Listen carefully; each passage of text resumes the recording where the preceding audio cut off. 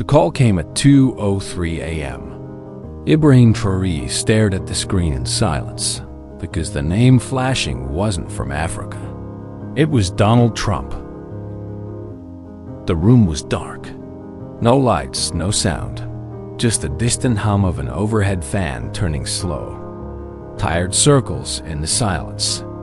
Traore had been asleep for barely an hour when his phone lit up. At first, he ignored it. No one important called at that time unless something terrible had happened. But when the second vibration came and the screen lit again, he reached for it.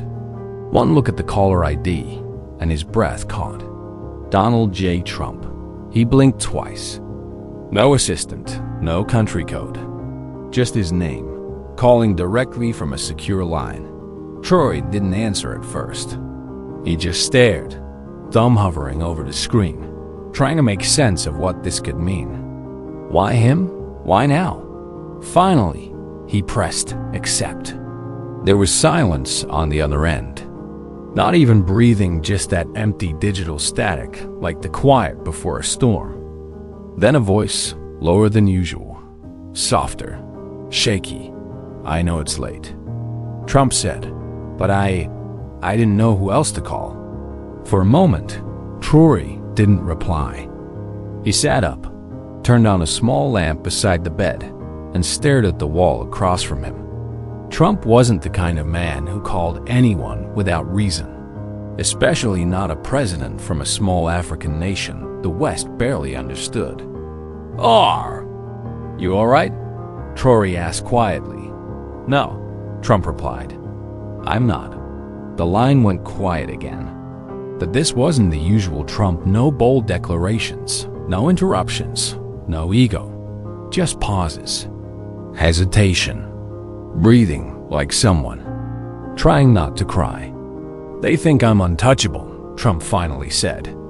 "They think I'm made of stone. But I haven't slept properly in years, Ibrahim. Years."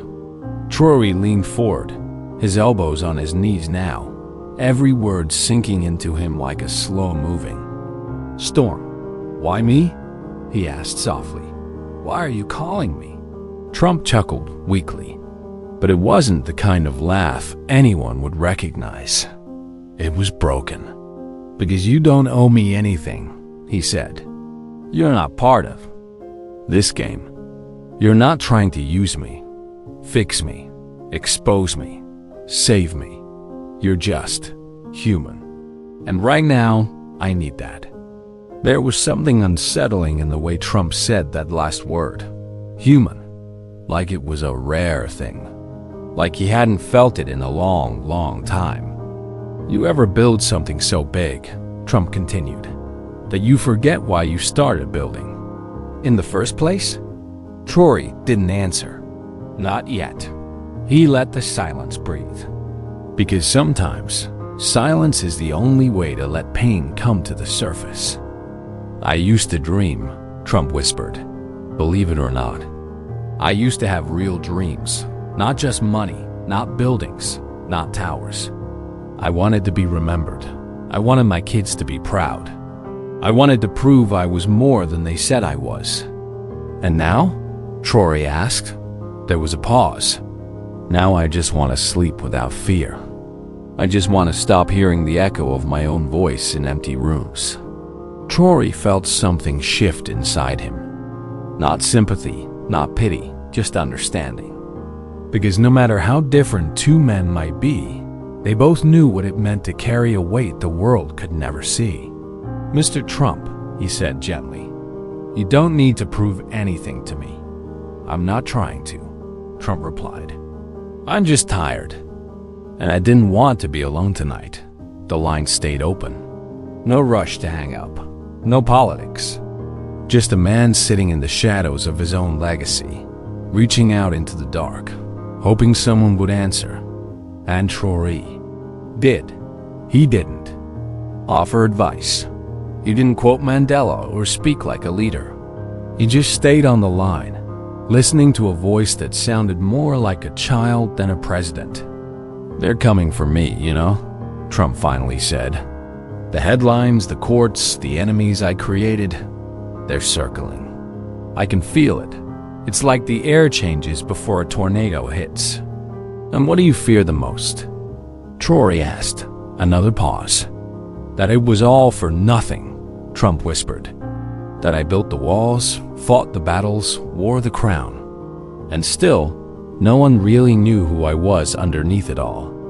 For the first time, Traore didn't feel like he was speaking to Donald Trump, the billionaire, the former president, the storm of the West. He felt like he was speaking to a man who had finally taken off the armor, and beneath it was someone lost, someone looking for a light in the middle of the night. And somehow, in that moment, Traore became that light. For several minutes, neither of them spoke.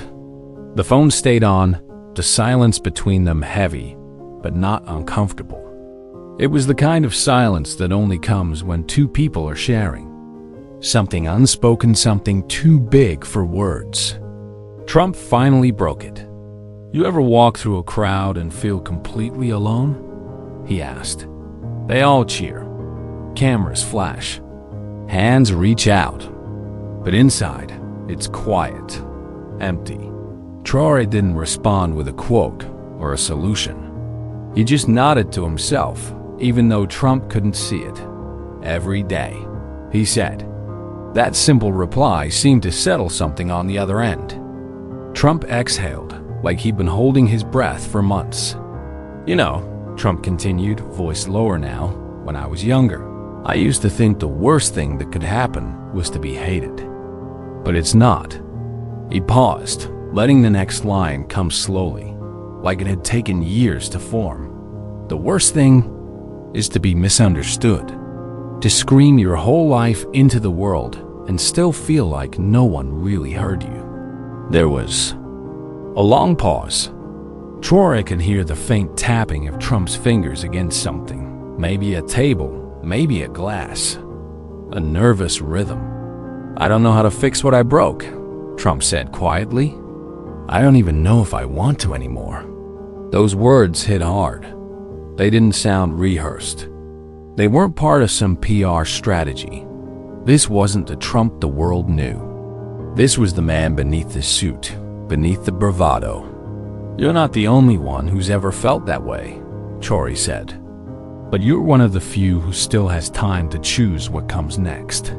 Trump chuckled again, but it was bitter. Time, he muttered.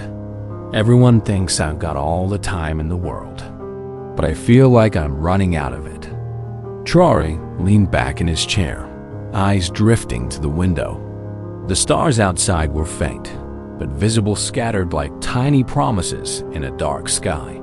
What do you want, Donald? He asked. If you could take off the mask, forget. The noise, the headlines, the legacy. What's left? What does the boy inside the man still long for? The line went silent again. And then Trump sighed. A deep, wounded kind of sigh. Peace, he whispered. Not applause, not revenge, not even forgiveness, just peace. Those words lingered in the air like smoke. I don't want to fight anymore, he added. I'm tired of winning. I'm tired of defending. I'm tired of performing like I'm not human. Traore closed his eyes. Then stop performing, he said gently. Just be. Another pause. Then something unexpected happened. Trump's voice cracked. I don't know how. That was the breaking point. Not for show, not for sympathy, but a raw, exposed truth from a man the world had either loved or hated. A man who now, in the silence of the early morning, had no audience left to impress. Only one person who listened without judgment. You asked me why I called you, Trump. Sod, his voice barely above a whisper. It's because I saw something in you that I lost in myself. And what's that? Traore asked. Stillness, integrity, purpose without noise. Trump exhaled again, slower this time. You walk like a man who doesn't need. To prove anything to anyone. I don't remember what that feels like. There was a deep ache behind those words, a longing, and maybe a regret that had been building for decades. You know, Trump continued, when I was younger, I thought, being feared was strength. I thought making people nervous meant I had power. But now, I see that it just made me lonely. And what do you see in yourself now? Traore asked. There was a pause. Then, a man who built a palace so tall, he can't find the exit anymore. That line hit hard. Even Traore felt it. You don't have to escape it all at once, he said softly. Just open one door. Let one person in. You've already started. Trump didn't reply. But the silence wasn't empty now. It was full of reflection, of honesty, of something finally breaking through. I don't know what tomorrow holds, Trump finally said. But tonight, talking to you, it's the first time in a long time I didn't feel like a weapon. You're not a weapon, Traore replied. You're a man, and men are allowed to rest too. That line stayed with Trump. You could hear it in the stillness that followed, like the truth had finally landed in a place that had been closed for years. Then, softly, thank you, Ibrahim. It wasn't political. It wasn't transactional. It was human. And sometimes, that's the rarest thing in the world. Especially when it comes from someone who's been everything, except at peace with himself. For a few long seconds, there was nothing but breathing. The sound of a man on the other end who had never said thank you unless it came with applause. And yet tonight, the silence after those two words felt louder than any stadium chant he'd ever heard. I don't really talk to people like this, Trump admitted. Honestly, I don't think I ever have. Traore didn't respond. He didn't need to. Just being there was enough. He had learned long ago that when a man finally opens the door to his pain, you don't walk in with noise. You walk in quietly, respectfully, as if you're standing in a room full of broken glass. Trump cleared his throat, but it wasn't the tough guy sound the world knew. It was soft, unsure, like he was brushing dust off old memories he hadn't touched in decades. You know, my father, he was never proud of me. Not really, he said. That sentence didn't come out with fire. It came out like a confession, like a secret he'd hidden under skyscrapers and spotlights. He wanted me to be hard. Trump continued, said softness was weakness, said emotions were for people who lose. Traore's eyes lowered, his hand resting quietly on the edge of the table. He didn't interrupt. Not once. So I learned early, Trump went on. Smile less, talk louder, win fast. And I did. I made money, built buildings, made headlines. Everyone saw the towers. No one saw the boy inside. His voice cracked again, but he didn't stop this time. I still remember the first time I cried as a kid, he said. I got hit in the face with a baseball. Nose bleeding, lip split.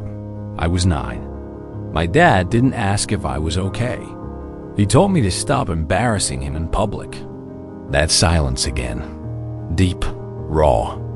And Traore knew this wasn't about politics anymore. This was about a man trying to find himself before time ran out. I think I've spent my entire life trying to be the man he would have respected, Trump whispered. But I became someone even I can't recognize anymore. There was pain in his words. The kind that doesn't scream. The kind that just sits in your chest and doesn't move. And your children? Traore asked gently. Trump paused. I think they love me, he said. But I also think they learned from me. Learned how to hide. How to fight when they should have healed. How to build walls before they build. Trust. He sighed again, heavier this time. I thought I was protecting them, he said. But maybe I just passed down the mask my father gave me. It was quiet on both ends. The kind of silence that only comes when two men, born in different worlds, find themselves standing in the same emotional place. Do you ever miss being unknown? Trump suddenly asked. Just a face in a crowd, walking through the world without every move being watched. Traore smiled faintly, the corner of his mouth barely lifting. Sometimes, he replied, but even when no one watches, the mirror still does. Trump chuckled genuinely this time. It was small but real. That's a good one, he said. You should write a book. Maybe I will, Traore replied softly. But tonight, this is your chapter. That line settled deep. Trump didn't respond right away. He was somewhere else, thinking, feeling, remembering. You know what scares me? He finally said. That I've made it this far, built this empire, led a nation. And still, I don't know how to just sit with myself. Because sitting with yourself, Traore said, means you have to meet the version of you that never got applause. Another silence, and then, you think it's too late? Trump asked. To start again, not publicly, just in here. He tapped something lightly on his chest. You could hear the hollow thump of it through the speaker. It's never too late to return home to yourself, Traore replied. But it requires courage of a different kind. Different how? It's not the kind that speaks on stages. It's the kind that sits alone at 2 a.m. and asks the hard questions out loud. Trump let out a slow breath. Maybe the deepest one yet. You're younger than me, he said. But tonight, you sound like a man who's lived 10 lifetimes more. I just listened, Traore replied. To myself, to my people, to silence. Silence, Trump repeated. Maybe that's what I've been avoiding all along. Another pause. Then, I keep thinking, maybe if I'm loud enough, the quiet inside me won't win. But it's not a war, Traore said. The quiet isn't your enemy. It's your invitation. That sentence wrapped itself around Trump's heart. You could hear it in the way he went quiet again. Not because he was lost, but because something inside him was starting to understand. Do you think people like me can change? Trump asked. Traore took a breath before answering. You don't need to change who you are, he said. You just need to return to who you were before the world told you who to be. And with that, the clock struck 3 o'clock a.m. An hour had passed. But for the first time in a long, long time, Trump didn't feel the weight of it. He didn't feel like a headline or a brand or a symbol. He felt human. And sometimes, that's the first miracle. The second hour of the night had begun. 3:02 a.m. Neither of them had expected to stay on this long. But neither of them felt ready to hang up either. There was something sacred in the quiet between them now. No noise. No judgment. Just two men, once strangers, now sitting in the same invisible room of truth. Trump broke the silence again, but this time his voice was calm, still raw, but no longer shaking. I keep wondering if all of it was worth it, he said. The towers, the press, the campaigns. Was it really about legacy, or was I just running from something? Traore sat with that question. He didn't answer immediately. He leaned back in his chair, eyes closed, as if trying to feel the weight of what wasn't being said. And then, for the first time in the call, he spoke at length. When I was a boy, Traore began, I watched my father carry buckets of water from the well to our house. Not because he had to, but because it gave him peace. Trump listened, wordless. He told me once, Traore continued, the world will teach you to climb mountains, but don't forget the value of walking barefoot on your own land. A pause. That's where I found myself, Traore said. Not in power, not in titles, but in small, quiet moments, watching the sky, listening to elders, remembering where I came from. Trump exhaled slowly, deeply. I don't think I've ever walked barefoot, he muttered. Traore smiled softly, almost sadly. Then, maybe that's why your feet are tired. That line pierced through the phone like a whisper wrapped in lightning. Trump didn't respond right away. He just sat in the echo of it, the truth of it. You asked me earlier if it's too late to change, Traore said gently. But I think the better question is, are you willing to sit still long enough to remember who you were before the noise? Trump swallowed. You could hear it. You could feel it. I don't know who that boy was, he admitted. I think I buried him a long time ago. Then tonight, Traore replied, you started digging. There was something final in that. Not like an ending, but like the start of a quiet rebuild. I thought this call would be quick, Trump said. 5 minutes. Just get it out of my system. But now, he stopped himself.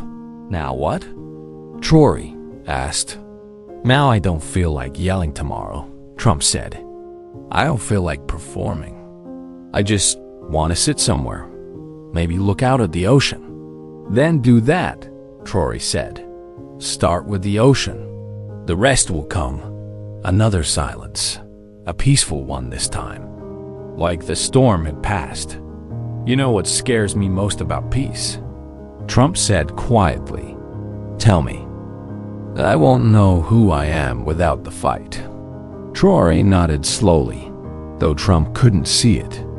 That's because your fight became your identity, he said. But peace doesn't erase who you are. It reveals the part of you that was never allowed to breathe. Trump sat with that. It was quiet again. No background noise. No political theater. Just a man who had built towers high enough to touch the clouds. Finally stepping down to sit beside a man who had built something else, quiet strength. Will you forget this call? Trump asked suddenly. No, Traore said. Because I wasn't speaking to a president. I was speaking to a man. And those conversations are the rarest of all. A few seconds passed. Then Trump said, softly, I don't think I'll forget it either. There was something in his voice that hadn't been there before. Stillness, clarity, and something almost like healing. Thank you, he said again. Not for fixing me, just for letting me fall apart. Sometimes falling apart, Traore replied, is the only way to learn how to hold yourself again. The call ended not with a goodbye, but with silence. A silence that held no tension, only peace. Trump sat in his chair, staring at the horizon through the glass. And for the first time in a very, very long time, he didn't feel like a headline. He felt like a man. If this story touched something deep in you, don't forget to leave a comment, and subscribe for more powerful moments like this. And tell us below, when was the last time you sat in silence and truly listened to yourself? Sometimes the strongest thing a man can do is admit he's tired of pretending to be strong, because real strength begins the moment you allow yourself to feel.